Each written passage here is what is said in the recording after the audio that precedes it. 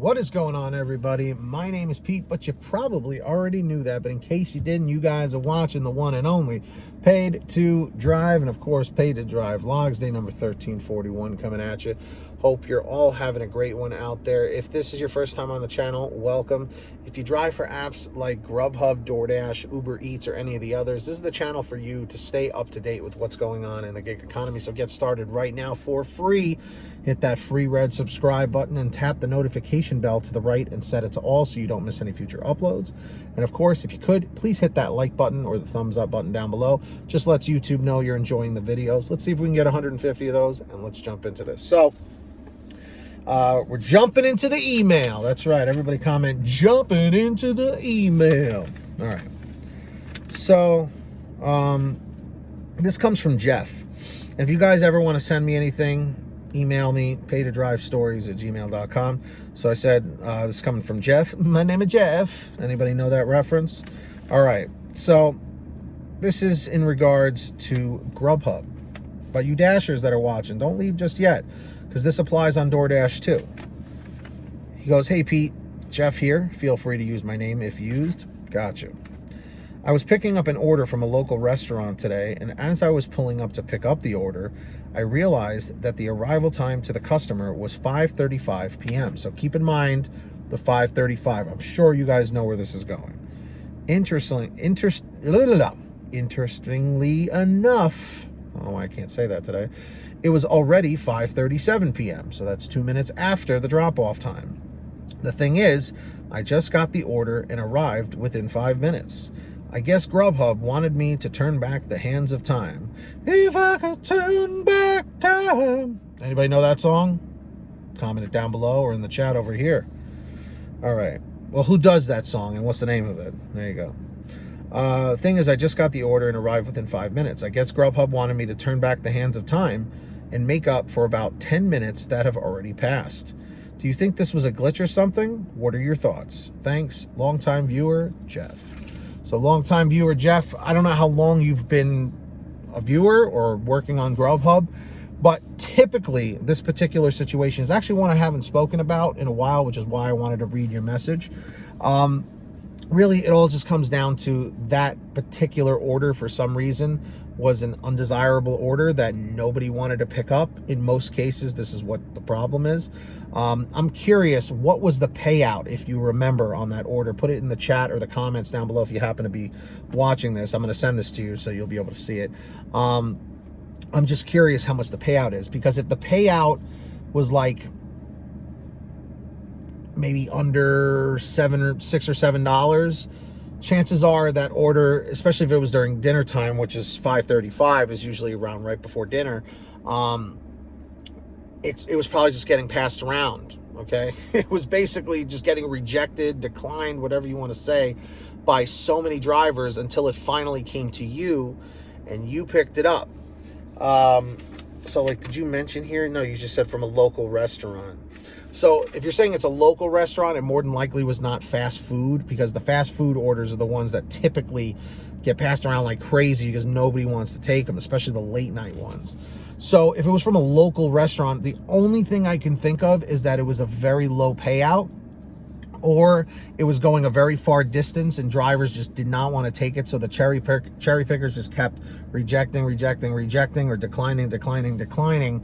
And, you know, it eventually came to you. And you said it was 5:37 by the time you got it. It's not your fault. Just make sure that Grubhub doesn't hold that against you and say, oh, this was a late delivery. Usually they're pretty good about it, you know. But I would say just in the future, when you get an order just like this one, call driver care and just let them put a note on the account. So in case the customer decides to complain or whatever, it's not you getting in trouble for it. But that's what it sounds like to me. It sounds like it was a low payout that just kept getting passed around, and drivers just didn't want to take it until you did. So you helped out the restaurant, you helped out the customer, and I'm hoping the customer didn't get upset with you, because there have been plenty of times I've picked up late Grubhub orders like that, and the customer's like, well, it's about time. And I'm just like, whoa, dude, I just got this 5 minutes ago, you know, just maybe you didn't tip well enough. I don't know. But Just out of curiosity, for those of you who work for Grubhub, DoorDash, or Uber Eats, what is the lowest payout you are willing to take during dinner rush? Let's just focus on dinner rush. And if you want to put lunch or breakfast or late night, you can put that too, but I'm just focusing on dinner rush since this was the time that Jeff was working during. For me personally, you know, I try my hardest to get at least a $10 payout. So I can at least make the $20 per hour if possible. But dinner, I'll take anywhere between like 8 and 10, you know, because I can get the orders done pretty quick because I'm in a metropolitan area. So it's, you know, the pickups and drop-offs are pretty fast. But yeah, so I always try and aim for $10, but I usually get decent ones. Like most of the orders I get during dinner are usually $9, $10, $11, $12 plus. So I don't really have to reject too much. But I know some people work in areas where all they get is $3, $4, you know, and nobody wants to deliver those.